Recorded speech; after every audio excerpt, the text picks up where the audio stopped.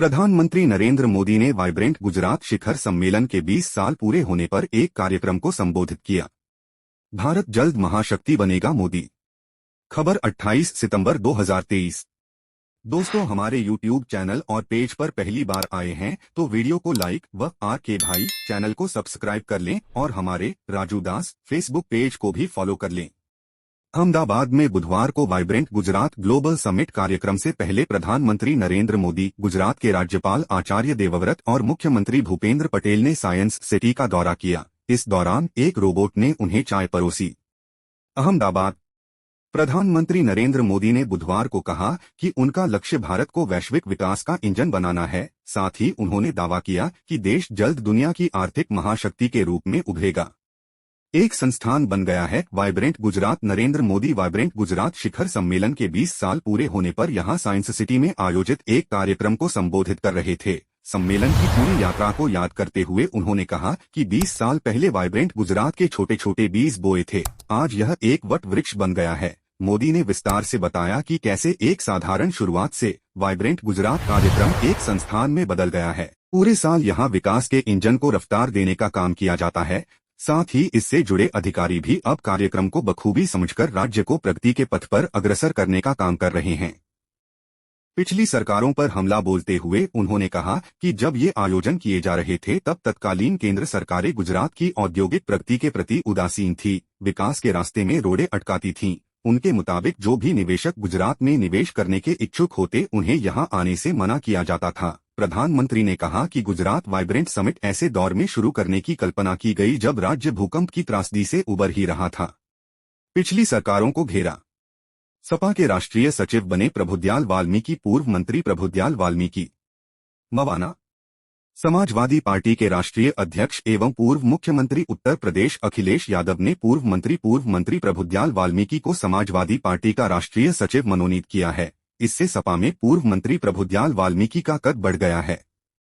सपा के राष्ट्रीय अध्यक्ष अखिलेश यादव ने राष्ट्रीय सचिव नामित कर उनसे पार्टी में सक्रियता निभाते अच्छा कार्य करने की उम्मीद की है। उनके राजनीति सफर के अनुसार प्रभुदयाल वाल्मीकि वर्ष 2002 में पहली बार हस्तिनापुर विधानसभा सीट से सपा से विधायक बने और करीब 6 माह बाद वर्ष 2003 में प्रदेश में सपा की सरकार बनी, जिसमें प्रदेश के तत्कालीन मुख्यमंत्री मुलायम सिंह यादव ने उन्हें प्रदेश में काम करने का मौका देते हुए लघु उद्योग व रेशम विभाग का राज्य मंत्री बनाया था। इसके बाद प्रभुदयाल वाल्मीकि पार्टी की सेवा करते रहे।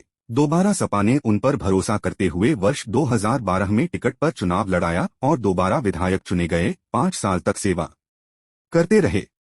पूर्व मंत्री प्रभुदयाल वाल्मीकि ने बताया कि उन्हें कई बार मौके मिले और उन्हें लुभावने पद का ऑफर भी दिया गया, लेकिन वे सपा के वफादार सिपाही हैं। वहीं प्रभुदयाल वाल्मीकि ने राष्ट्रीय अध्यक्ष एवं सपा के वरिष्ठ नेताओं का आभार जताया है। सपा के राष्ट्रीय सचिव बनाए जाने पर प्रधानाचार्य डॉक्टर देवेंद्र कुमार, शिक्षक नेता चौधरी नरेश पाल सिंह, सुधीर कामिल, कृष्णपाल यादव, हाजी इरफान मलिक, रईस आजम, सतपाल भगत, मास्टर खिलाड़ी सिंह, निर्मित यादव, मिंटू चौधरी एडवोकेट ने बधाई दी। कर्ण मंदिर भूमि जांच को 10 दिन का समय मांगा। खबर 28 सितंबर 2023। हस्तिनापुर प्राचीन कर्ण मंदिर भूमि विवाद का मामला अभी समाप्त होता नजर नहीं आ रहा है। भूमि की जांच में लगे प्रशासन ने इस मामले में अगले 10 दिन का समय और बढ़ाया गया है। कस्बे में मौजूद महाभारत कालीन प्राचीन कर्ण मंदिर के महंत शंकर देव महाराज ने मंदिर की भूमि विवाद को लेकर चकबंदी विभाग पर सांठ गांठ का आरोप लगाते हुए कहा था कि उन्हीं की लापरवाही से दूसरे पक्ष के हक में फैसला गया है, जिस मामले की पूरी निष्पक्षता से जांच नहीं की गई है। जिसके बाद उन्होंने 13 सितंबर को जिलाधिकारी को ज्ञापन देकर निष्पक्ष जाँच करने की मांग करते हुए अग्नि समाधि लेने की घोषणा की थी, जिसके बाद प्रशासनिक अधिकारियों में हड़कांप मच गया। 18 सितंबर को अग्नि समाधि की घोषणा की गई थी, जिसके बाद एसडीएम अखिलेश यादव और सीओ आशीष शर्मा ने महंत शंकर देव महाराज से मंदिर पर वार्ता की और इस मामले में अगले 10 दिनों का समय मांगा था, जिस बीच भूमि मामले की पूरी जांच में टीम लगाई गई। हमारे पितृ कल से पधारेंगे घर, तर्पण के जल से होंगे तृप्त। खबर 28 सितंबर 2023। कब होता है पितृपक्ष? भाद्र पक्ष की पूर्णिमा से प्रारंभ होकर श्राद्ध पक्ष आश्विन मास की अमावस्या तक होता है। पूर्णिमा का श्राद्ध उनका होता है जिनकी मृत्यु वर्ष की किसी पूर्णिमा को हुई हो। वैसे ज्ञात अज्ञात सभी का श्राद्ध आश्विन अमावस्या को किया जाता है। जल और तिल ही क्यों? श्राद्ध पक्ष में जल और तिल देवान्न द्वारा तर्पण किया जाता है। जो जन्म से लय मोक्ष तक साथ दे वही जल है। तिलों को देवान्न कहा गया है। इससे ही पितरों को तृप्ति होती है। 3 पीढ़ियों तक का ही श्राद्ध केवल 3 पीढ़ियों तक का ही होता है। धर्मशास्त्रज्ञ के मुताबिक सूर्य के कन्या राशि में आने पर परलोक से पितृ अपने स्वजनों के पास आ जाते हैं। देवतुल्य स्थिति में 3 पीढ़ी के पूर्वज गिने जाते हैं। पिता को वसु के समान, रुद्र दादा के समान और परदादा आदित्य के समान माने गए हैं। इसके पीछे एक कारण यह भी है कि मनुष्य की स्मरण शक्ति केवल 3 पीढ़ियों तक ही सीमित रहती है। कौन कर सकता है तर्पण? पुत्र, पौत्र, भतीजा, भांजा कोई भी श्राद्ध कर सकता है। जिनके घर में कोई पुरुष सदस्य नहीं है लेकिन पुत्री के कुल में है तो देवता और दामाद भी श्राद्ध कर सकते हैं। कौआ, कुत्ता और गाय, इनको यम का प्रतीक माना गया है। गाय को वैतरणी पार करने वाली कहा गया है। कौआ भविष्यवक्ता और कुत्ते को अनिष्ट का संकेतक कहा गया है। इसलिए श्राद्ध में इनको भी भोजन दिया जाता है। चूंकि हमको पता नहीं होता कि मृत्यु के बाद हमारे पितृ किस योनि में गए, इसलिए प्रतीकात्मक रूप से गाय, कुत्ते और कौआ को भोजन कराया जाता है। कैसे करें श्राद्ध? पहले यम के प्रतीक कौआ, कुत्ते और गाय का अंश निकालें। इसमें भोजन की समस्त सामग्री में से कुछ अंश डालें। फिर किसी पात्र में दूध, जल, तिल और पुष्प लें। कुश और काले तिलों के साथ 3 बार तर्पण करें। पितृ देवताभ्यो नम पढ़ते रहें। वस्त्रत्ति जो भी आप चाहें पितरों के निमित्त निकालकर दान करें।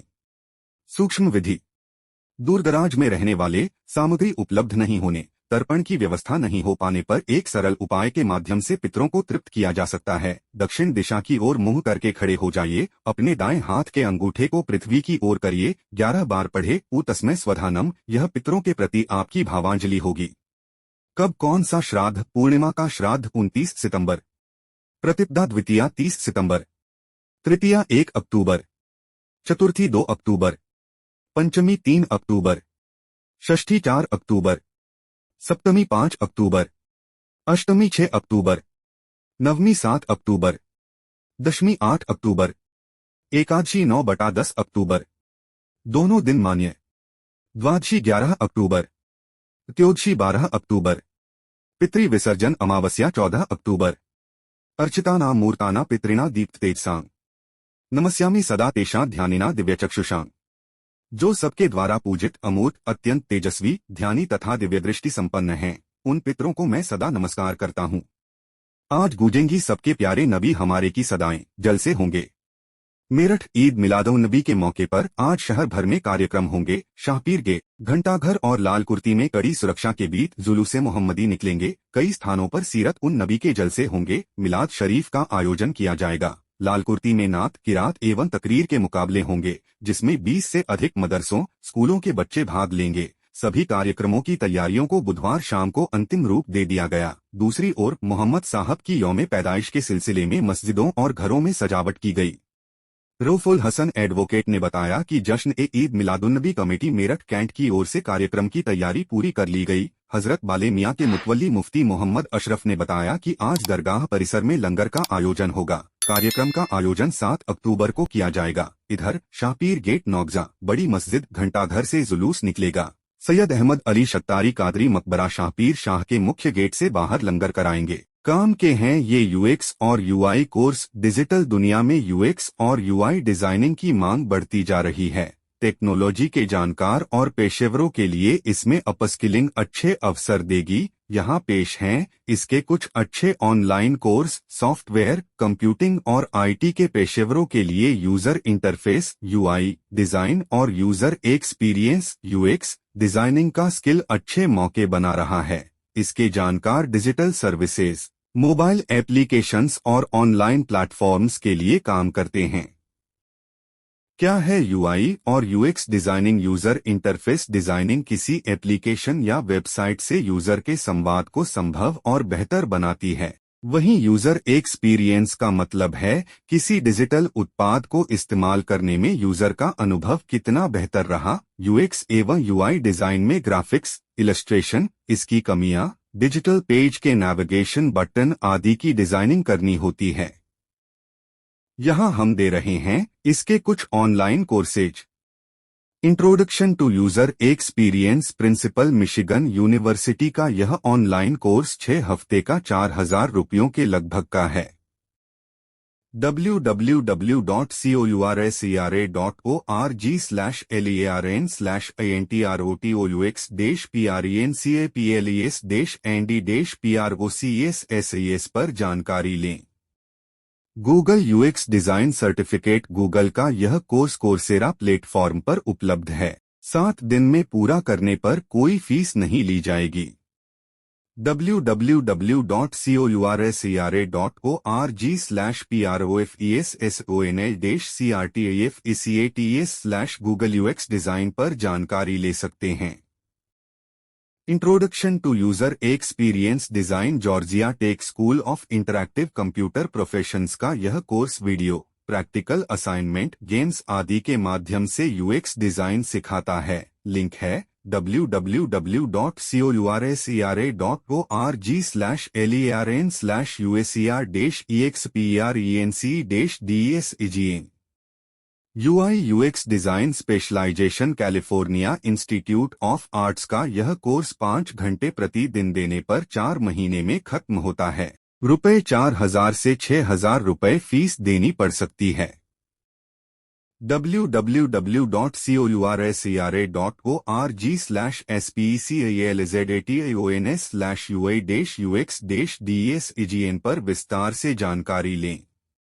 कुछ निशुल्क UI UX design course, Great Learning का UX UI कोर्स फॉर बिगनर्स, उडेमी का user experience fundamentals, LinkedIn learning पर exploring a user experience designer. और अगली खबर है, राहुल गांधी ने बेरोजगारी और महंगाई के मुद्दे उठाए। 28 सितंबर 2023 नई दिल्ली। कांग्रेस के पूर्व अध्यक्ष राहुल गांधी ने कुलियों के साथ मुलाकात का वीडियो बुधवार को जारी कर महंगाई और बेरोजगारी के मुद्दे उठाए। उन्होंने कहा कि भारत का भार उठाने वालों के कंधे आज मजबूरियों के बोझ से झुके हुए हैं। कांग्रेस नेता ने पिछले सप्ताह आनंद विहार रेलवे स्टेशन पर कुलियों के साथ मुलाकात की थी। इस दौरान उनकी समस्याओं के बारे में जाना था। राहुल गांधी ने बुधवार को इस मुलाकात का एक वीडियो अपने यूट्यूब चैनल पर जारी किया। उन्होंने कहा, कुछ दिनों पहले रामेश्वर जी, सब्जी विक्रेता, से मुलाकात हुई थी। इसकी खबर मिलते ही कुछ कुली भाइयों ने मुझे उनसे मिलने का अनुरोध किया। जैसे ही मुझे मौका मिला, मैं दिल्ली के आनंद विहार टर्मिनल पहुंच गया। कुली भारत के सबसे मेहनती लोगों में हैं। बीमार पेंशन धारक घर बैठे दे सकेंगे जीवन प्रमाण पत्र। नई दिल्ली। केंद्र सरकार ने पेंशन वितरण करने वाले सभी बैंकों से बीमार और अस्पताल में भर्ती पेंशन भोगियों को जीवन प्रमाण पत्र जमा करने में मदद करने के लिए उनके पास डोरस्टेप कार्यकारियों भेजने की व्यवस्था करने का निर्देश दिया है। पेंशन एवं पेंशन भोगी कल्याण विभाग ने एक आदेश में कहा है कि सभी बैंक 80 वर्ष और उससे अधिक आयु वाले अतिवरिष्ठ पेंशन भोगियों को डिजिटल माध्यम से जीवन प्रमाण पत्र बनवाने को लेकर जागरूकता पैदा करने के प्रयास करें। चेहरे का सत्यापन करने वाली तकनीक के इस्तेमाल करें। दरअसल सभी पेंशन भोगियों को अपनी पेंशन आगे भी पाने के लिए हर साल अपने जीवित होने का प्रमाण देना होता है, जिसे जीवन प्रमाण पत्र कहा जाता है। सेंसेक्स 173 अंक चढ़ा। खबर 28 सितंबर 2023 मुंबई। स्थानीय शेयर बाजार बुधवार को शुरुआती गिरावट से उबर गया और लाभ के साथ बंद हुआ। एशियाई और यूरोपीय बाजारों के सकारात्मक रुख के बीच लिवाली से बाजार में तेजी आई। सेंसेक्स 173.22 अंक बढ़कर 66,118.69 अंक पर बंद हुआ। सेंसेक्स शुरुआती कारोबार में नुकसान में रहा तथा बाद में और लुढ़ककर 65,549.96 अंक तक आ गया। हालांकि रिलायंस इंडस्ट्रीज, L&T, इन्फोसिस और मारुति के शेयरों में लिवाली से इसने नुकसान की भरपाई कर ली। निफ्टी भी 51.75 अंक की बढ़त के साथ 19,716.45 अंक पर बंद हुआ। दूध के दाम नहीं बढ़ेंगे। अमूल। अहमदाबाद। अमूल ब्रांड के तहत अपने दुग्ध उत्पाद बेचने वाले गुजरात सहकारी दुग्ध विपणन महासंघ GCMMF ने कहा है कि दूध के दामों में और बढ़ोतरी की संभावना नहीं है। महासंघ के प्रबंध निदेशक जयन एस मेहता ने बुधवार को कहा कि मानसूनी बरसात अच्छी रहने के बाद दूध खरीद का काम काफी बेहतर रहने का अनुमान है। ऐसे में दूध के दाम और बढ़ने की उम्मीद नहीं है। उन्होंने यह बात इस सवाल के जवाब में कही कि क्या आने वाले महीनों में कीमतों में किसी तरह की बढ़ोतरी होगी। आज की खबरों में बस इतना ही। मिलते हैं नेक्स्ट वीडियो में। जय हिंद, जय भारत, जय संविधान।